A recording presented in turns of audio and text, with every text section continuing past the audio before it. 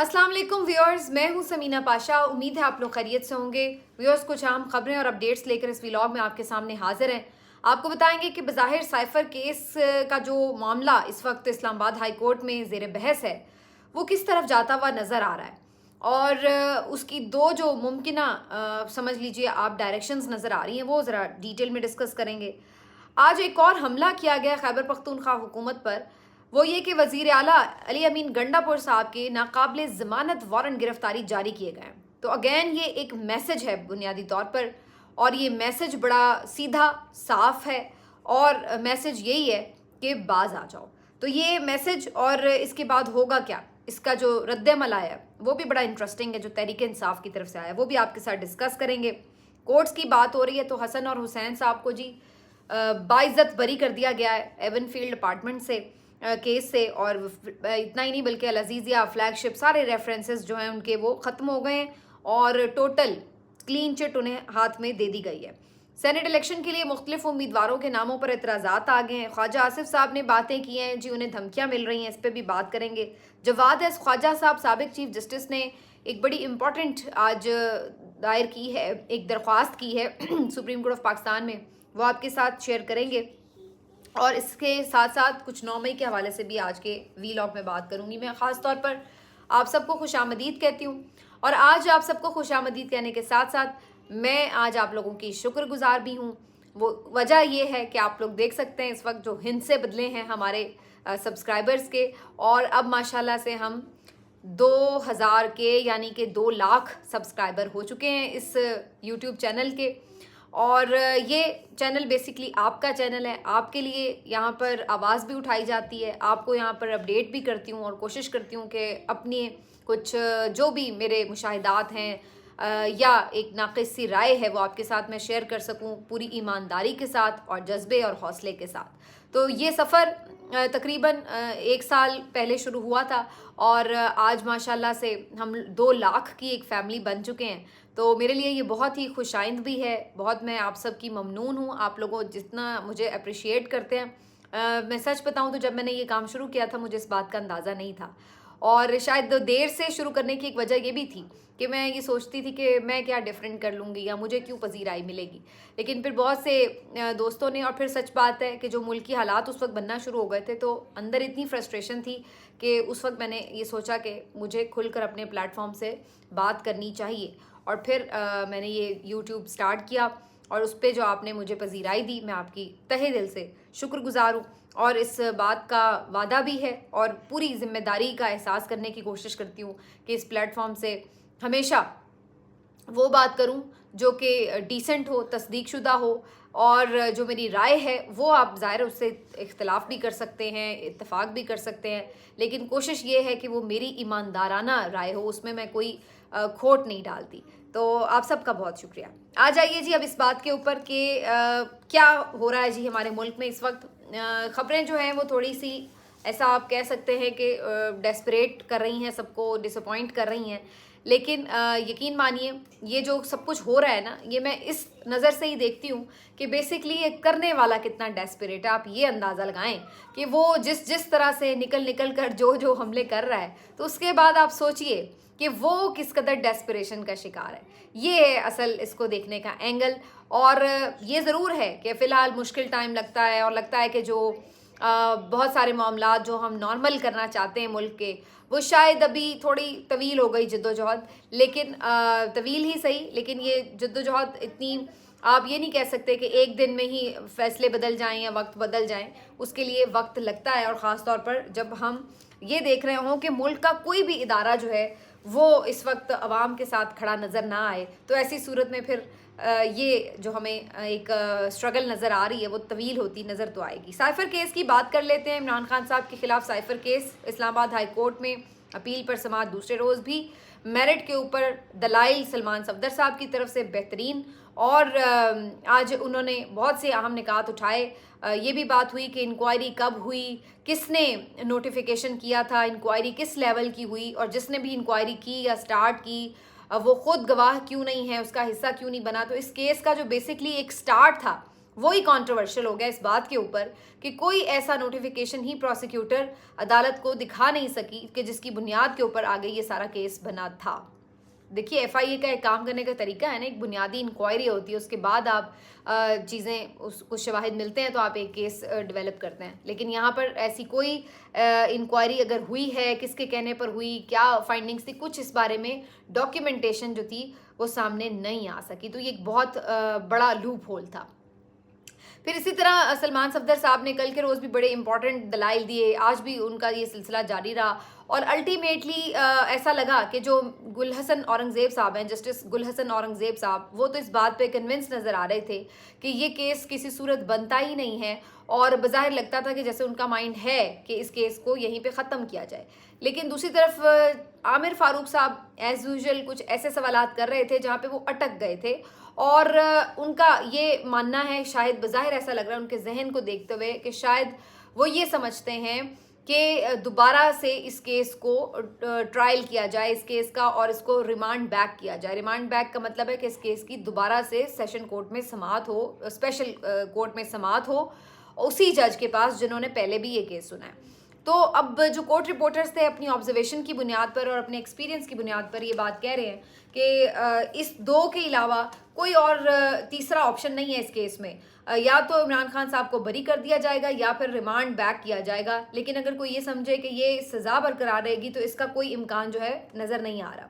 लेकिन जाहिर है कि रिमांड बैक के ऊपर पाकिस्तान तहरीक इंसाफ के शदीद तहफ़्फ़ुज़ात हैं, जो उन्होंने बाद में मीडिया टॉक में भी बात की है और कल के रोज़ सलमान सफदर साहब जो है इसके ऊपर फर्दर दलाइल भी देंगे कि रिमांड बैक नहीं होना चाहिए बल्कि केस को ख़त्म होना चाहिए, खान साहब को बरी होना चाहिए और शाह महमूद कुरैशी को भी इसी तरह बरी होना चाहिए।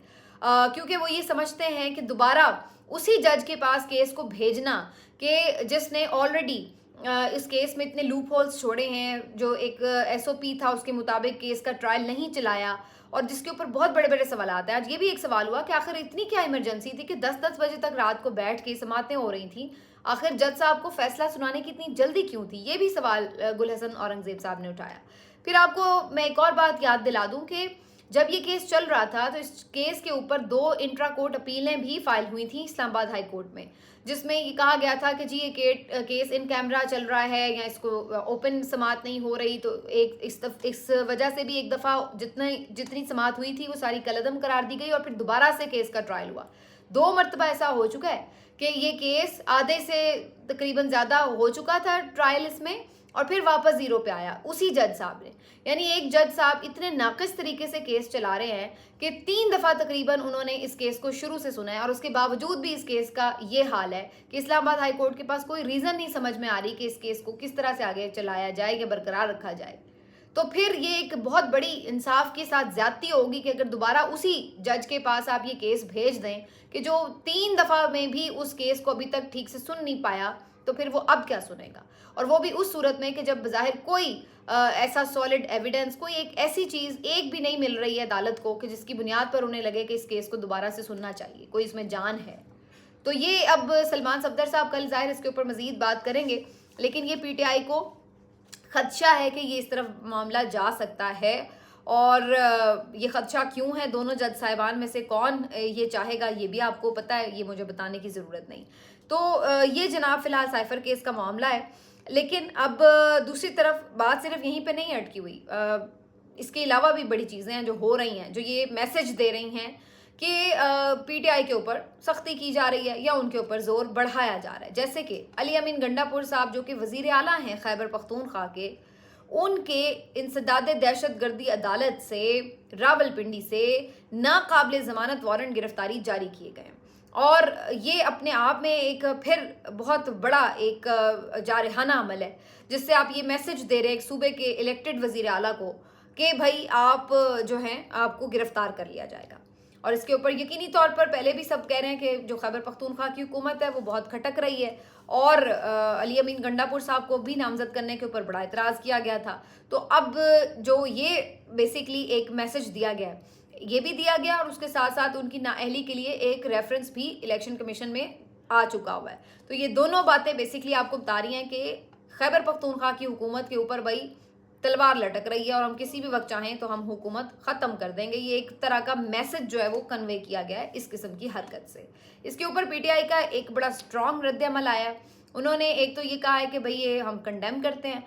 दूसरा उन्होंने ये कहा है कि अगर आपको कैसा लगे वफाक के वज़ीर आज़म को या फिर वज़ीर आला पंजाब मरीम नवाज़ के ख़िलाफ़ अगर हम खैबर पख्तूनख्वा से कोई वारंट गिरफ्तारी जारी करवा दें तो फिर आपको कैसा महसूस होगा। तो बिल्कुल उसी तरह जैसे उनकी एक रिस्पेक्ट है या उनके यानी ज़ाहिर है इस बात को कंसीडर किया जाएगा कि भाई वो सूबे के वज़ीर आला या वज़ीर आज़म हैं तो उनके खिलाफ कैसे कार्रवाई आगे बढ़ानी है। तो आपने कैसे इतनी आसानी से नाकाबिल ज़मानत वारंट गिरफ्तारी जो है अली अमीन गंडापुर साहब के जारी करके एक जारहाना मैसेज दिया। लड़ाई का तो फिर आगाज़ आपकी तरफ से ही चल रहा है ना। तो ये जो सारी कहानी है उसके ऊपर उन्होंने सख्त रद्द-ए-अमल दिया। साथ ही उन्होंने ये भी बात की आज एक और बड़ी इंपॉर्टेंट, जो इससे पहले हमने 2 दिन पहले खबर भी सुनी थी, वो ये कि जनाब इमरान खान साहब को अडयाला जेल में रखा गया। सिक्योरिटी रीजंस के बायस सारी जेल को सील करके आम कैदियों को भी मुश्किलात में डाला गया और किसी से भी मुलाकातें नहीं होने दी जा रही। तो इसके ऊपर भी आज पाकिस्तान तहरीक इंसाफ के जो खैबर पख्तूनख्वा के तर्जुमान हैं हुकूमत के, उन्होंने ये कहा है कि भाई अगर आप सिक्योरिटी प्रोवाइड नहीं कर सकते तो फिर आप इमरान खान साहब को खैबर पख्तूनख्वा की किसी जेल में मुंतकिल कर दें, हम खुद उनकी हिफाजत कर लेंगे। तो ये उनकी तरफ से पेशकश की गई है बड़ी, और बल्कि मुतालबा भी किया गया है। और ये खबर जब 2-3 दिन पहले अली अमीन गंडापुर साहब की मुलाकात हुई थी तो उस वक्त भी ये खबर आई थी कि इमरान खान साहब को उन्होंने ये कहा है कि आप खैबर पख्तूनख्वा की जेल में मुंतकिल हो जाएं, ताकि एक तो ये पाबंदियाँ हट सकें, आना जाना आसान हो सके। और ये जो इन्होंने एक पूरा बनाया हुआ है हवा सा, और इमरान खान साहब को सुनने नहीं दिया जाता, उनको दिखाया नहीं जाता, ये सब चीज़ें, उनकी मूवमेंट बिल्कुल बंद कर दी जाती है। तो इस चीज़ के ऊपर भी कुछ मामलात बेहतरी की तरफ जा सकते हैं। तो ज़ाहिर है अभी तो ये मुझे होता हुआ नज़र नहीं आ रहा कि इमरान खान साहब को खैबर पख्तूनख्वा की जेल में इतनी आसानी से मुंतकिल नहीं किया जाएगा, क्योंकि इस वक्त तो हमें यही नज़र आ रहा है कि हर तरफ से दरवाजे उनके लिए बंद किए जा रहे हैं, ना कि खोले जाएँ।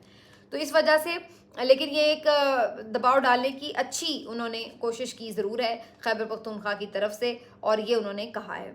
अब एक और जो अहम मामला है, फिर वही बात, हर जगह पर रुकावट डाली जाती है। सेनेट के लिए जितने भी नाम भेजे गए तकरीबन सभी के ऊपर जो हैं नामालूम शहरियों की तरफ से एतराज़ात आयद कर दिए गए हैं। और अब सनम जावेद के ऊपर एतराज़ आयद कर दिया गया जी उनका कोई प्लॉट है, और पता नहीं कहाँ से झूठा प्लॉट निकाल के झूठे साइन करके उनके जो है जमा करा दिए गए हैं। इसी तरीके से जो जुल्फ़ी बुखारी साहब हैं उनके ऊपर भी ये एतराज़ आयद कर दिया गया कि जी उनके पास दोहरी शहरियत। हालांकि सबको मालूम है कि वो काफ़ी अरसा पहले ही अपनी जो बरतानवी शहरियत थी उसको ख़त्म करके उसका जो हल्फनामा था वो ईसीपी में जमा भी करवा चुके हैं, उनके पास मौजूद है। इसके बावजूद भी इस किस्म की भोंडी हरकत, ज़ाहिर है अब ये आगे वो चैलेंज करेंगे फैसले कोर्ट्स में, ट्राइब्यूनल्स में। तो ये उम्मीद है कि ज़ाहिर है इस तरह की चीज़ें सस्टेन नहीं कर पाएंगी, लेकिन कोशिश वही है आके कि हर मौके के ऊपर रुकावट डाल दी जाए, फिर आगे से बढ़कर आगे कहीं पे इंसाफ मिल जाए तो मिल जाए, ना मिले तो फिर और उसी तरह रह जाता मामला। लेकिन ये चीज़ हो रही है। एक और जो चीज़ है उसमें ये हो रहा है कि जो 9 मई के मुकदमात हैं उसके हवाले से अभी तक आपने देखा कि ट्रायल जो है जो इसके ऊपर अपील फाइल की गई थी उसके बाद से अभी तक कोई आगे मामला नहीं बढ़ा है।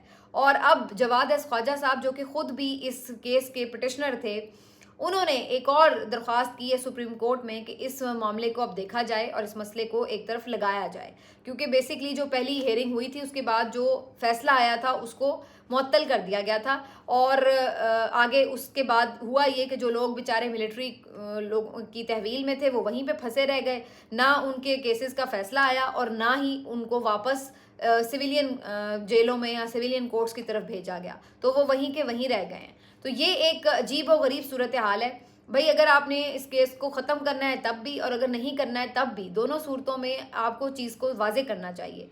और ये अलग बात है कि इसके ऊपर ऑलरेडी सुप्रीम कोर्ट अपना एक बहुत स्ट्रॉन्ग फैसला 5 रुकनी बेंच दे चुका है कि जिसमें उन्होंने कहा है कि सिविलियंस का मिलिट्री ट्रायल्स नहीं हो सकता, और इस वजह से उन्होंने इसको कलअदम करार दिया था। लेकिन इसके खिलाफ ही जो उस वक्त की निगरान हुकूमतें थी उन्होंने अपील दायर की थी। तो ये मामला फिर से जवाद एस ख्वाजा साहब की तरफ से उठाया गया है। अव्वल तो ये नौबत ही नहीं आनी चाहिए थी, उनको खुद ही ये केस को फिक्स करना चाहिए था। लेकिन हमारे यहाँ आपको पता है कि जिस तरह की अदालतें इस वक्त चल रही हैं। और फिर एक और ख़बर हसन और हुसैन नवाज से जुड़ी हुई, ये आपको ये बताती है कि जिधर पलड़ा ताकतवर का चला जाता है तो उस तरफ जो है वो किस तरह आसानियां होती हैं, और जिधर पलड़ा दूसरी तरफ होता है तो वहां पर कैसे रुकावटें आती हैं। अब आप देखिए कि चूंकि इस वक्त ताकतवर हल्के पूरी तरह नवाज शरीफ के साथ हैं, PMLN के साथ हैं, तो उनके लिए हर सूरत आसानियां बन रही हैं, हुकूमत में भी आ चुके हैं। तो हसन और हुसैन नवाज साहब को भी 7 मिनट के अंदर बरी कर दिया गया।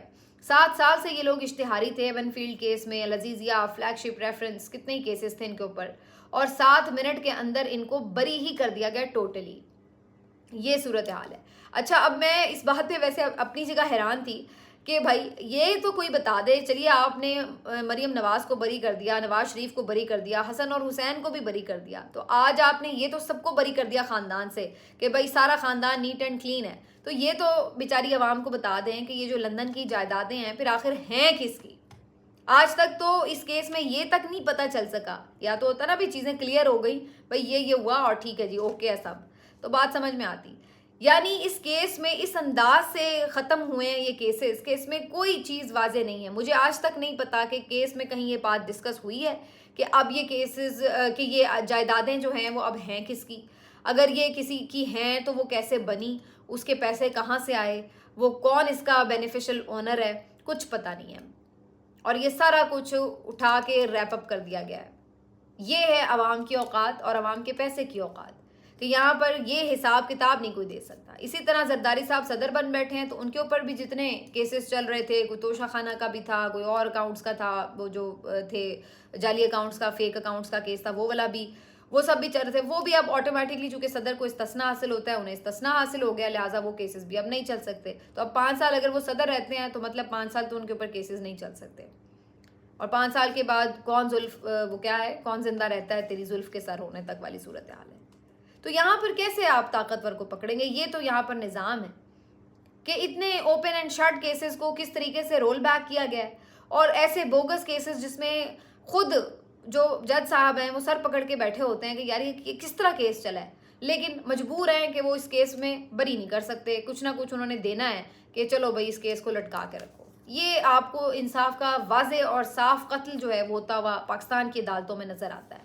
और ये सही मानों में जिसको कहते हैं कि ये ताकतवर के नीचे बिल्कुल दबी हुई और बिछी हुई अदालतें हैं, जहाँ पर कोई आपको उम्मीद नहीं है कि यहाँ पर कोई खड़ा हो, और कोई 2-4 ही बेचारे जज ऐसे नज़र आ रहे हैं कि जो फिर भी किसी हद तक कोई स्टैंड लेते हैं, वरना अदरवाइज तो जो आप देख रहे हैं सूरत हाल वो आपके सामने है। ख्वाजा आसिफ साहब ने बात की थी बड़े दबंग अंदाज में, जनरल फैज़ कौन होते हैं, जनरल बाजवा कौन होते हैं, तो उन्हें कोई मैसेज आ गया जनाब कि भाई ज़रा आराम से, ज़्यादा उछल के ना दिखाएं, आप ज़्यादा नाम नहीं लेना।